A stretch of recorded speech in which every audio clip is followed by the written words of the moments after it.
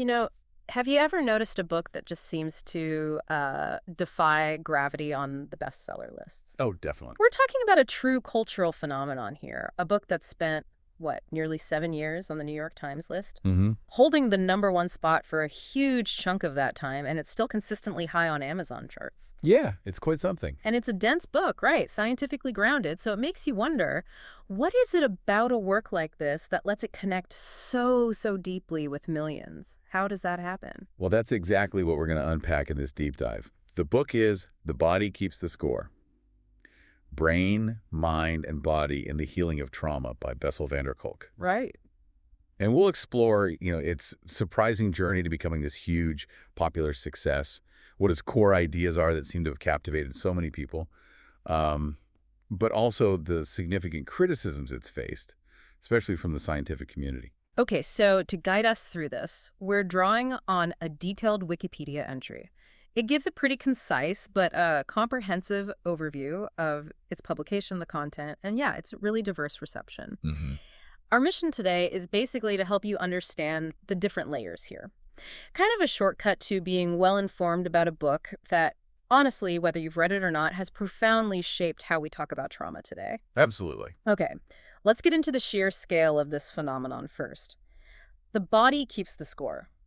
It hit shelves back in 2014, published by Viking Press. Right. And it's right, I mean, it wasn't just steady, it was kind of astounding, wasn't it? It really was. And think about this. Mm-hmm. It's been translated and published in 36 languages worldwide, 36. That's a massive global reach. especially for a book that's pretty focused on, clinical trauma research. Yeah. What's truly fascinating here, I think, isn't just the initial splash, but the incredible longevity. Yeah. You mentioned the bestseller lists. Yeah, the numbers are wild. They are. As of July 2021, it had already spent over 141 weeks on the New York Times nonfiction list, Wow. with 27 of those weeks at #1. 27 at #1. And bringing it right up to now, August 2025, it spent an incredible 238 weeks in a row on Amazon's best-selling nonfiction list. It's still sitting there at #8. Still, after all this time. Exactly. And on the Times paperback nonfiction list, 355 weeks. That's almost 7 full years. And it's still #1. 7 years consistently at or near the top. That's just extraordinary, especially, like you said, for a book that isn't exactly light reading. No, it's not. It really makes you wonder what clicked. What specifically made it connect so strongly? I know early reviewers seemed to pick up on something special. Yeah, there was positive buzz early on. Like Shoni Bhattacharya from New Scientist, she wrote it was, quote, "Packed with science and human stories, the book is an intense read that can get technical." Acknowledges the density. Right, but she adds, "Stay with it, though. Van der Kolk has a lot to say, and the struggle and resilience of his patients is very moving." So that blend of science and human story seems key. Exactly. And it also got a starred review from Library Journal, which is a pretty big deal in publishing circles. Definitely. It suggests it hit a nerve, both sort of academically, or at least respectably, and personally for readers. Okay, so given that huge success, the longevity, the early praise, this is where it gets really interesting for me. What are the core ideas? What are the central tenets of van der Kolk's work in the book? What's he actually arguing about how trauma affects us? Well, he really pushes this idea that psychological trauma isn't just, in your head. It fundamentally impacts and actually reshapes the body and the brain. Okay, so physical effects. Yeah, his core focus is on these purported physical and neurological consequences. And a really central idea for him is the role of the attachment system. Attachment. It's like our early bonds. Exactly. Those deep emotional bonds we form with caregivers early on. He argues that, along with our broader social environment, these are crucial. They can either protect people from developing trauma-related disorders, or, the flip side, they can make things worse. Huh. So our relationships directly influence our resilience. That's a big part of his argument, yeah. How our relational experiences wire us, in a way, to handle traumatic events later. Okay, so it's not just the traumatic event itself, but how our history, our relationships influence how that event gets processed by our mind and body. Precisely. So if that's the case, what about solutions? What kinds of practical interventions does van der Kolk talk about for healing? Does he propose totally new things? He details a variety of interventions in the book. Some might be familiar, others less so. He discusses techniques like EMDR, Eye movement desensitization and reprocessing. I've heard of that. right, often used for PTSD. He also highlights the benefits of things like yoga, Yoga. Interesting. yeah, focusing on body awareness and regulation. And then there's something he calls limbic system therapy. Limbic system. That's the emotional part of the brain, right? Broadly speaking, yes. Yeah. So the therapy suggests addressing that area involved in emotion, motivation, memory is key to healing trauma. And it's worth noting this book builds on his earlier work, specifically a 1994 article he wrote for the Harvard Review of Psychiatry. Ah, okay. The title was actually The Body Keeps the Score: Memory and the Evolving Psychobiology of Post-Traumatic Stress. So the core concept has been around for a while. Got it. So we've got this incredibly popular book, these core ideas about trauma affecting the body, specific interventions mentioned, EMDR, yoga. Hmm. But now we really need to pivot because, like you mentioned at the start, despite the massive appeal, the positive reviews from many readers, this book has also drawn some really significant criticism, sometimes quite sharp criticism, actually. Yes. And this is where we need to connect it to the bigger picture in the scientific field. Hmm. A number of scientists have criticized The Body Keeps the Score pretty directly for promoting what they call pseudoscientific claims. Pseudoscience, that's a strong word. Well, it is, and it relates to claims about trauma, memory, how the brain works, development. It's not just one isolated critique. It's a recurring theme in the scholarly reception. And some of those critiques are, frankly, kind of shocking in their intensity. I mean, you look at psychologist Richard McNally. Right. He's been a prominent critic. In a 2005 article, I think it was the Canadian Journal of Psychiatry, he described van der Kolk's reasoning as mistaken. He said the theory was plagued by conceptual and empirical problems. Strong language, yeah. But he went even further in his 2003 book, Remembering Trauma.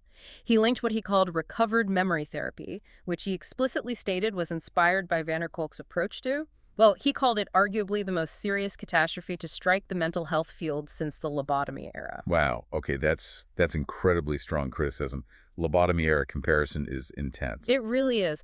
What was McNally's core issue there? What made him use such a powerful comparison? Well, McNally's main concern, as I understand it, was really about the empirical basis, the scientific evidence and the potential harm associated with practices linked to the idea of uncovering supposedly repressed or recovered memories of trauma. Okay.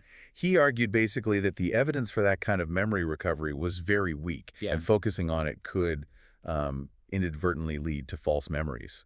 And that, of course, could have serious legal and personal consequences for people. Right, I see. So it wasn't just about theoretical disagreement, but potential real-world harm. That seems to be the heart of his concern, yes. And it wasn't just McNally, was it? There have been other criticisms along similar lines, maybe less dramatic language, but still questioning the science. That's right. You mentioned the Washington Post had a negative review in 2023. Yeah, they criticized it for promoting uncertain science. And then there was that 2023 editorial in Research on Social Work Practice. That one stated van der Kolk and some others associated with similar ideas regularly ignore, misrepresent, and sometimes veer into or close to pseudoscience when it comes to the scientific knowledge base of PTSD treatment. Ignore, misrepresent, veer into pseudoscience. It does seem like there's a consistent theme from parts of the scientific community about the evidence base. It certainly highlights a tension, doesn't it? A gap between what many mainstream scientists see as rigorously established evidence, particularly around PTSD treatment, and some of the claims or the emphasis found in The Body Keeps the Score. They're questioning the foundation. Especially around memory and maybe some specific interventions he promotes. That seems to be a core part of it, yes. And then there's perhaps the most recent and maybe more personal criticism from Emmy Neatfeld and Mother Jones in 2024. Ah, yes, I saw that piece. She wrote from a survivor's perspective, arguing the book could potentially stigmatize survivors, blame victims, and depoliticize violence. That's a different kind of critique. It is, focusing more on the social implications and framing. And what was really striking in her reporting was this. She said multiple researchers whose work was actually cited in the book claimed The Body Keeps the Score distorted their original research findings. Oof, that's a serious allegation, having your work misrepresented. Definitely. And Neatfeld really emphasized that the evidence for how specifically trauma is remembered by the body is, in her view and based on her sources, quite weak. And she also pointed out that the book largely lacks consideration for broader social and political factors, the context of violence and trauma. Right, moving beyond just the individual's internal experience. Exactly. So this really raises a fascinating and frankly difficult question, doesn't it? How can a book be so incredibly popular, so impactful for millions of readers who feel it helps them understand and heal, Yeah. and yet at the same time face such strong, detailed scientific criticism about its evidence, its implications, and even accusations of distorting the research it cites? It's a real puzzle. It really is. It's this incredible dichotomy. Mm. So, as we kind of wrap up this deep dive, we're left with this really compelling dual picture of the body keeps the score. On one side, you have this runaway bestseller, a book that has clearly, undeniably resonated deeply with countless people looking for answers about trauma and healing. A genuine phenomenon. Absolutely. And on the other side, you have these persistent, serious critiques coming from within the scientific and academic worlds, raising pretty fundamental questions about its methods, its claims, its scientific rigor. Which brings us back to you, the listener. How do you process this kind of situation? When something is incredibly popular, maybe even personally helpful, but experts are raising red flags about its foundations. Yeah, what does that mean for someone seeking healing or just knowledge? When bestsellers, books that shape the conversation, are built on ideas that some experts are calling uncertain or even, pseudoscientific. It's definitely a challenge in today's information landscape. Right. How do you weigh that personal resonance against scientific critique? Right. And maybe that leads us to a final kind of provocative thought for you to chew on. What does the enduring, massive popularity of The Body Keeps the Score tell us?